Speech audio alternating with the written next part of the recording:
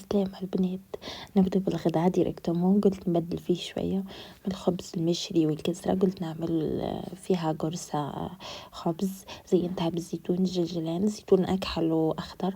هذه البنات ودرت غدا يكون ماشي بيري بطاطا مهروسة، زينتها شكلتها على شكل كريات، وحطيت اللحم تاع العجل قليته، زدت له شوية فلفل حلو وفلفل حار، حطيتهم هما الاولين، ومن بعد اللحم، بعد شويه طماطم، درت نص حبه طماطم زدتها البنات بعد ما طاب اللحم، وزدت لهم شويه عصوص بيشاميل من الفوق وشويه فخماج معدنوس، وحطيتهم في الفور يحمروا، وهكذا خرج لي الفطور تاعي. بعد ما تغديت ارتحت شويه، قلت نعمل حاجه حلوه هكا نشربوا بها كويس اتي.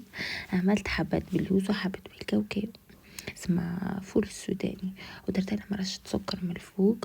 بالمناسبة اليوم عيد ميلاد زوجي، يحب حاجة خفيفة بركة، درت زوز كويسات تاتي كما قلت لكم. انا وهو قعدنا نحكيو في العبيد نحكيو على البون مومون.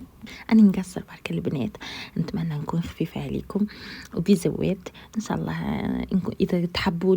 اذا تحبوني ديروا لي جيم واشتراك.